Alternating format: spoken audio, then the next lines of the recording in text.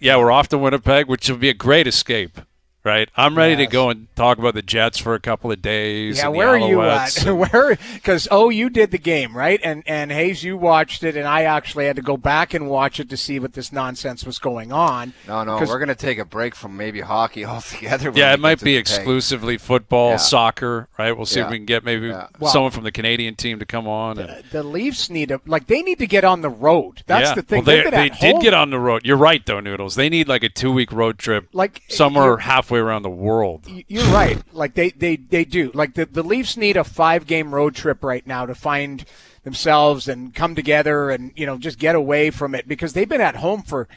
I feel like how many games have they played? 17. I feel like 14 or 15. Or Yeah. no, 13 of them have been at home. I believe. Like Right. something crazy, right? Jamie, Like I think that's applicable when a team like maybe they played really well, but they don't have any puck luck, and you can say, hey, let's get these guys on the road, go have a bunch of beers, and maybe things will turn around and they can loosen up a little bit.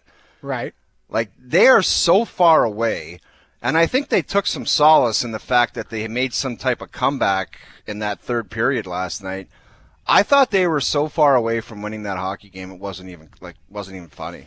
Like, I didn't think they had a chance, to be perfectly honest with you. With the goaltending, the stupid penalties, and the opportunities that these guys give up, whether it's short little 2-on-1s or full 2-on-1s or 3-on-2s throughout the neutral zone, you are never going to win, man. You're never going to win. I didn't think they were close last night. And sometimes analyzing the game up close when you're in the studio and you're doing some video work, sometimes you don't have you don't get a real the true grasp on what really happened because you're stepping away to do something. And I don't know, but it looked like they didn't really have a chance. You tell me, Brian. No, I totally agree. I thought the commentary after the game about the third period was as concerning as anything I've heard all year because that's what bad teams do. Bad teams, they take a 10-game stretch at the end of the season and say, well, we went 7-3. That's who we're going to be next year. Like, that's who we are. Down the stretch, forget the first 72 games. That last 10 games, baseball teams do it all the time. The Jays will go, 18-10 in September, finish with 74 wins, but say September, man, we were good. That's who we're going to be next year. Yeah. And the fact that the Leafs after the game had the audacity to say, wow, we stuck up for each other and we fought back and we really showed some good things in the third and we got to build off that.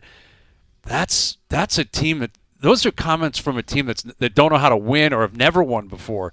And that's what's surprising here is I gave them the benefit of the doubt coming into this season that they would be a good regular season team because they have earned that benefit of the doubt. For 9 years, they have been an elite regular season team.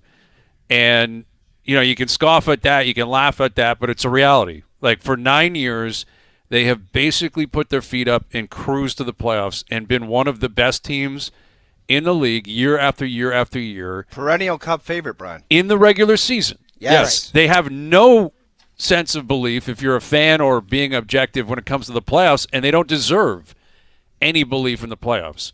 None as an organization, and that's not only the last 9 years. That dates back almost 60 now. They do not have any ability to seek out belief based on the playoffs. But in the regular season, I thought they'd be fine. I came in, I thought you're bringing back the same goalies, the same D. You still have enough talent. You got a coach behind the bench that has won before, that seemed to push the right buttons last year. I think they earned that sense of belief or the benefit of the doubt. And quite frankly, it's expired for me 17 games in. Like they are lucky to be 8-1. You can look at it in 3 layers. The eye test, they're chasing every game. They're down early in every single game. They're chasing it. They get out-checked. They get out-skated. They don't have the puck enough. They get outshot every single night. You just look at it. They look disconnected. They don't look like they know what they're doing half the time, quite frankly. They just look like they lack life and ambition when they're on the ice. So the eye test, layer number 1, it's even worse when you apply the stats. They give up more goals per game than any team in the league. Dead last in the league. The worst in the league goals against. They're 28th in shots against. Their power play and penalty kill are both bottom 3. Their goaltenders can't stop pucks. They're terrible. Like, their goaltending stats are awful. They turn the puck over more than anyone else. They give up odd man rushes more than anyone else. And the third layer is the schedule that you talked about. Yeah. They've been at home a ton against soft teams. Yeah. Like, it's 1, 2, 3 layers where you look at it 17 games in, and yes, they have the ability to change it because there's a lot of season left, and there's a lot of parity in the league. So that's the glass half full. A lot of parity. The team they played against last night is an example about crawling out of a ditch because Boston did it. Early on, I think they lost 6 in a row. And now last night they won 7 in a row. But from what you just detailed right there, it seems awfully difficult to be confident. And I said it to Duthie last night. I was like, it's tough to grab something right now and say, if we can just build off the goaltending, if we can build off the way our D are playing right now, if we could build off our special, the way you just said that, it is impossible. I mean impossible, and the three of us do this for a living, to debate the other side of it and be confident about something. No, they've been terrible.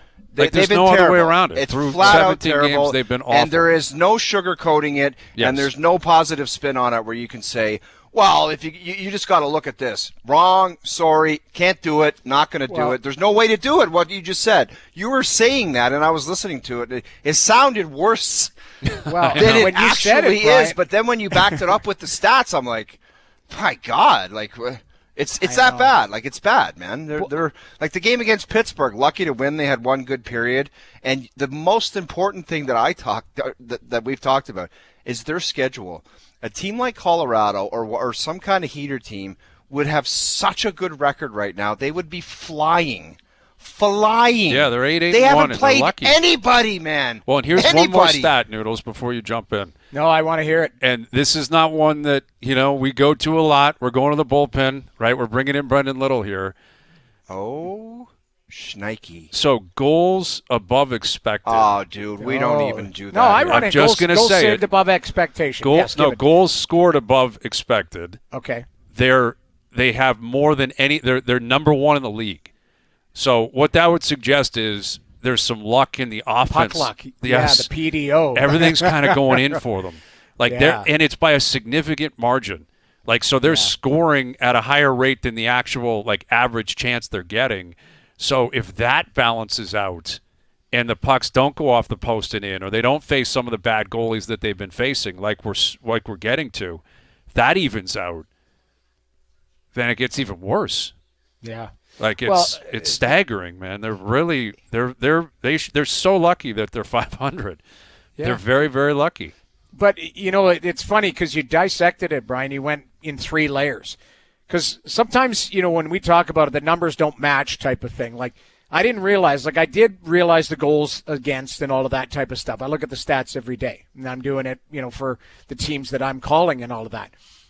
The power play, penalty kill, all of that type of stuff. But it's mesmerizing when you put it all together because